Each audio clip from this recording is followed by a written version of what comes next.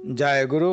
वंदे पुरुषोत्तमम, वंदे पुरुषोत्तमम, वंदे पुरुषोत्तमम। परम प्रेम परम दयाल युग पुरुषोत्तम भगवान श्री श्री ठाकुर अनुकूल चंद्र जी के चरणों में बारंबार प्रणाम। प्रसंग सत्यानुसरण। सत्यानुसरण में श्री श्री ठाकुर जी ने लिखा है कि भारत की अवनति तभी से आरंभ हुई जब से भारतवासियों के लिए अमृत भगवान असीम हो उठे। ऋषियों को छोड़कर ऋषिवाद की उपासना आरंभ हुई। भारत यदि भविष्यत कल्याण का आवाहन करना चाहते हो तो संप्रदायगत विरोध को भूलकर जगत के पूर्व गुरुओं के प्रति श्रद्धा संपन्न हो और अपने मूर्त एवं जीवंत गुरु व भगवान में आसक्त हो और उन्हें ही स्वीकार करो जो उनसे प्रेम करते हैं। कारण पूर्ववर्ती को अधिकार करके ही परवर्ती का आविर्भाव होता है। मतलब अधिकांश मनुष्य पूजा पाठ, विनती, प्रार्थना इत्यादि किसी न किसी देवता या इष्ट का करता ही है, किंतु मनुष्यों में मानवता या मनुष्यता का लोप होता जा रहा है। मानव अति स्वार्थी बनता जा रहा है। गुणवान व्यक्तियों का घोर अभाव होता जा रहा है। चरित्रवान व्यक्तियों का अभाव है। मनुष्य यदि ईश्वरीय गुणों को अपने अंदर आयत नहीं करेगा, प्रकृष्ट रूप से नहीं चलेगा तथा जिस आदर्श इष्ट या सद्गुरु की पूजा करता है, यदि उनका गुण उसमें चरित्रगत नहीं हुआ तो पूजा सार्थक नहीं होगी।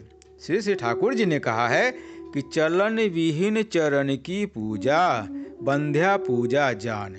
चरण की पूजा करते हैं किंतु इष्ट का चलन अपने जीवन में नहीं लाते हैं।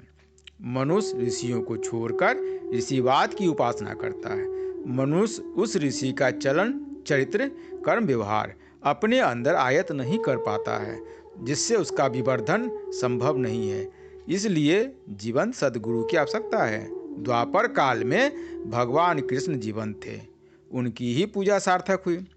अमूर्त भगवान आपके किसी कार्य में बाधा नहीं देंगे या शाबाशी नहीं देंगे। मनुष्य अमूर्त भगवान को अपनी इच्छा अनुसार मनुष्य अमूर्त भगवान को अपने इच्छा अनुकूल ढालकर पूजा करता है। श्री श्री ठाकुर जी ने कहा है कि भगवान शालिग्राम है। चित रखोगे तो चित रहेंगे एवं पट रखोगे तो पट रहेंगे। भक्त मनुष्य अपने लिए बड़ा बड़ा कमरा बनवाता है, लेकिन भगवान के लिए छत पर या सीढ़ी के नीचे या दीवार पर उनको स्थान देता है और अपनी रक्षा के लिए उनसे गुहार लगाता है। सृष्टि को छोड़कर सृष्टिकर्ता अलग नहीं है एवं मनुष्य को छोड़कर भगवान कहीं अलग नहीं है।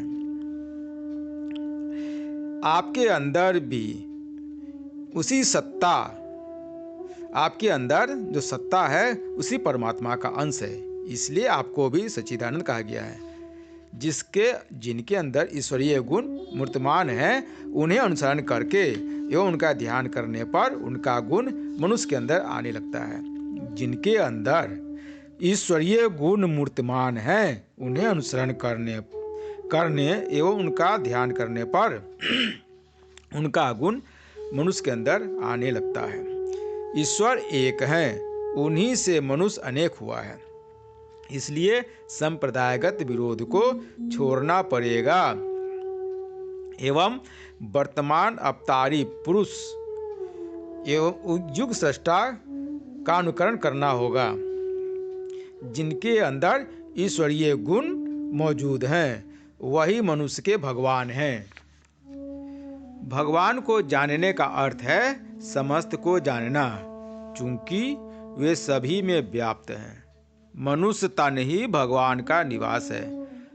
वर्तमान महापूरणकारी पुरुष में ही पूर्व के महापूरणकारी पुरुष मौजूद रहते हैं। इनकी अवज्ञा करने से सभी की अवज्ञा हो जाती है।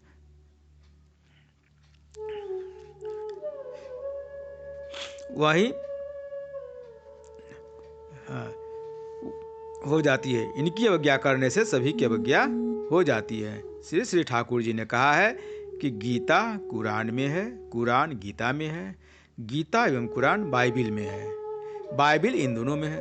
प्रकृति रूप से इनमें किसी प्रकार का विरोध नहीं है। वहीं परम शक्ति जब साकार रूप में नहीं रहती है तो उन्हें हम लोग ईश्वर या ब्रह्म कहते हैं। एवं वही असीम है।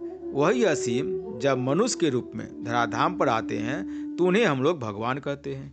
ईश्वर, अल्लाह, गॉड अलग अलग नहीं है, केवल नाम का अंतर है। जैसे जल, नीर एवं पानी, ये तीनों एक हैं, अलग नहीं हैं। मनुष्य उस महापुरुष को छोड़कर जब उनकी इज्म वाद का अनुसरण करता है उस समय संप्रदाय की सृष्टि होती है एवं विरोध खड़ा होने लगता है।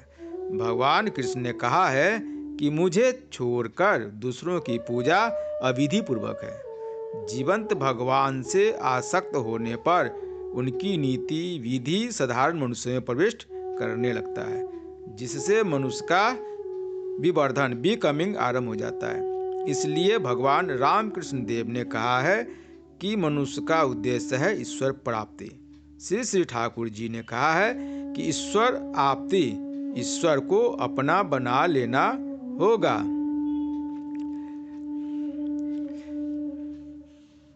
एकानुरक्ति जबरदस्त चीज है।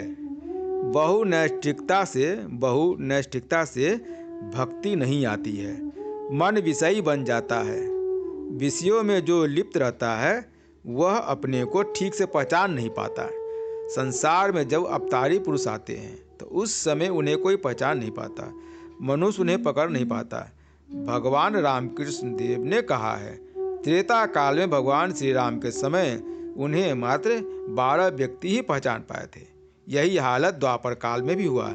जब वे चले जाते हैं तो उनकी कीर्ति का स्मरण कर मनुष्य पूजा करता है, लेकिन उनके चलन को नहीं अपनाता है, इसलिए उनके अनुसार योग्यता हासिल नहीं कर पाता है तथा उन्हें अपने कष्ट के निवारण हेतु पकड़ता है, किंतु उनके अनुसार चलने में असमर्थ होता है।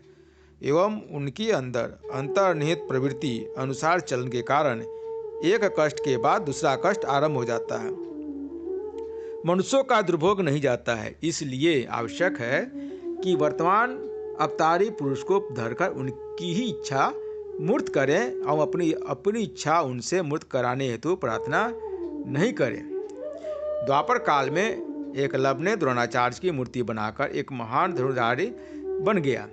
श्री श्री ठाकुर जी ने कहा कि उस समय द्रोणाचार्य जीवंत थे एवं उन्हें अनुसरण करने से एकलव्य महान धनुर्धर बन गया। भगवान रामकृष्ण देव ने भी सभी को दिखा दिया कि रानी रासमुनि द्वारा निर्मित दक्षिणेश्वर काली मंदिर में रखे काली माँ की मूर्ति को वे कैसे जीवंत करके उनसे बातचीत करते थे।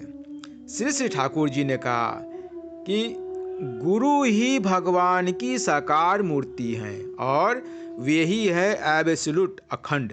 गुरु को अपना समझना चाहिए। माँ, बाप एवं पुत्र इत्यादि घर के लोगों को ख्याल करते समय जिसमें उनका भी चेहरा याद आए। ईसा मसीह ने कहा है कि तुम सिद्ध बनो चूंकि तुम्हारा पिता सिद्ध है। मैं पिता से आया हूँ और संसार में पहुँचा हूँ, फिर मैं संसार को छोड़ता हूँ और वापस पिता के पास जाता हूँ। जो मुझे देख लिया वह मेरे पिता को देख लिया।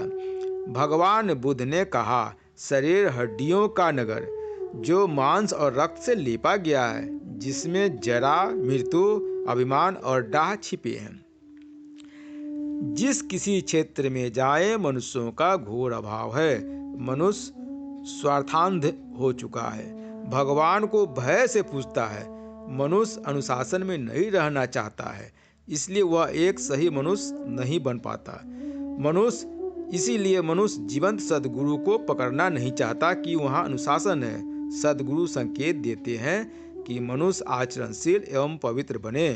मनुष्यों के अंदर जो दुर्बलताएं हैं वह सद्गुरु ग्रहण करने में बाधा खड़ी करती है।